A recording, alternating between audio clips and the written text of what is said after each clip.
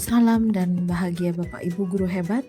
Di video kali ini saya akan memaparkan kesimpulan dan refleksi pemikiran Ki Hajar Dewantara. Namun sebelum itu izinkanlah saya memperkenalkan diri. Saya Luhma Dewana Permanasari, calon guru penggerak Angkatan 11 Kabupaten Klungkung, Provinsi Bali. Dengan fasilitator kami yakni Ibu Putu Ana Masriani Giri dan PP kami Bapak Igede Windia Lapiarsa. Adapun kerangka pembelajaran pada modul 1.1 ini yaitu pertama dimulai dari diri, yaitu membuat refleksi tentang pemikiran Ki Hajar Dewantara. Yang kedua yaitu eksplorasi konsep untuk memperdalam pemahaman kita mengenai pemikiran Ki Hajar Dewantara. Dan yang ketiga, ruang kolaborasi, yaitu memberi ruang dengan sesama calon guru penggerak lainnya dari Angkatan 11 untuk mengeksplorasi nilai-nilai luhur sosial budaya di daerah kami untuk menebalkan kekuatan kodrat murid sebagai manusia dan anggota masyarakat. Dan yang keempat yaitu demonstrasi kontekstual. Dan yang kelima yaitu elaborasi pemahaman yang dilakukan dengan mengajukan berbagai pertanyaan mengenai filosofis pemikiran Ki Hajar Dewantara yang dibahas bersama instruktur. Dan yang terakhir yakni koneksi antar materi, yaitu membuat kesimpulan dan juga pengetahuan dan pemahaman baru yang dipelajari menurut pemikiran Ki Hajar Dewantara. Asas pendidikan menurut Ki Hajar Dewantara. Ki Hajar Dewantara membedakan arti pendidikan dan pengajaran dalam memahami arti dan tujuan pembelajaran. Pengajaran adalah bagian dari pendidikan. Pengajaran merupakan proses pendidikan dalam memberi ilmu atau berfaedah untuk kecakapan hidup anak secara lahir dan batin. Sedangkan pendidikan memberikan tuntunan terhadap segala kekuatan kodrat yang dimiliki anak agar ia mampu mencapai keselamatan dan kebahagiaan yang setinggi-tingginya, baik sebagai seorang manusia maupun sebagai anggota masyarakat. Pendidikan dan pengajaran merupakan usaha persiapan dan persediaan untuk segala kepentingan hidup manusia, baik dalam hidup bermasyarakat maupun hidup berbudaya dalam arti yang seluas-luasnya.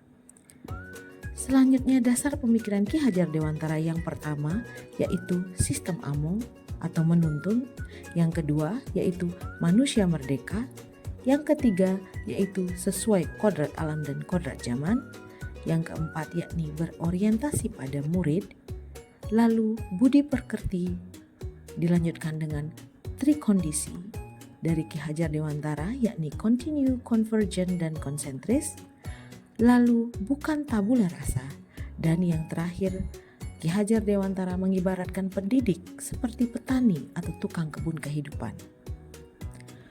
Adapun hal yang saya percaya tentang murid dan pembelajaran di kelas sebelum saya mempelajari modul 1.1 ini yakni yang pertama, hanya merupakan proses transfer materi pembelajaran dari guru ke siswa tanpa memikirkan situasi atau kondisi siswa saat mengikuti pembelajaran saya.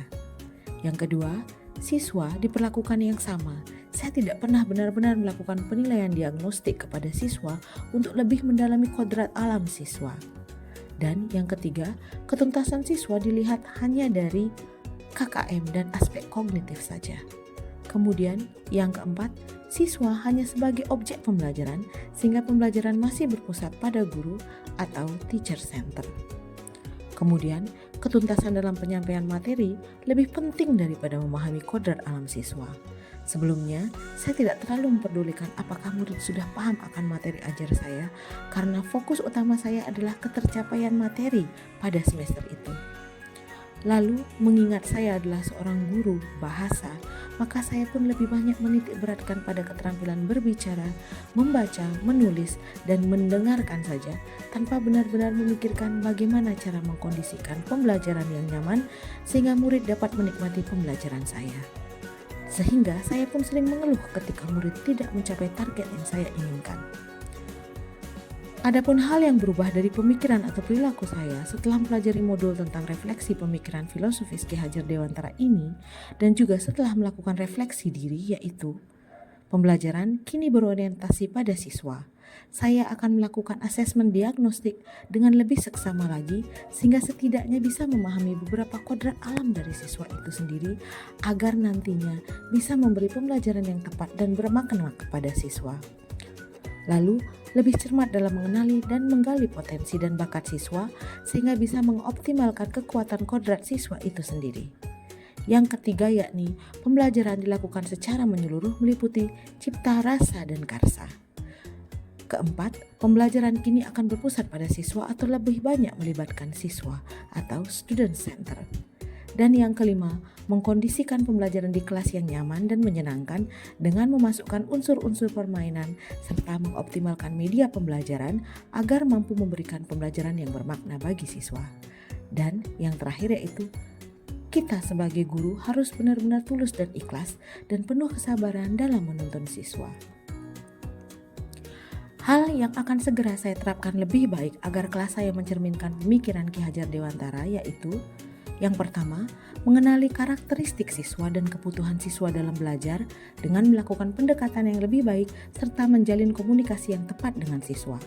Kemudian yang kedua, merancang pembelajaran yang bervariatif dan menyenangkan yang mampu mengakomodasi kebutuhan belajar siswa yang beragam dan sesuai dengan kodrat alam dan kodrat zaman.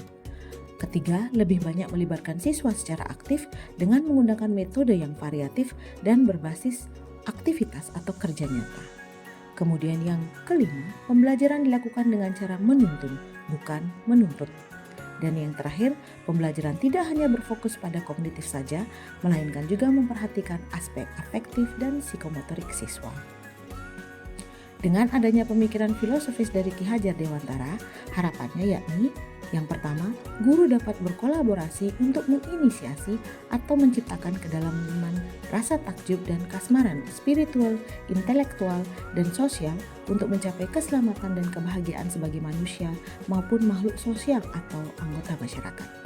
Kemudian, siswa dan guru merdeka belajar yang berkolaborasi bersama, menggali dan mengembangkan potensi siswa, dan mengakomodasi karakter masing-masing untuk mewujudkan student well-being.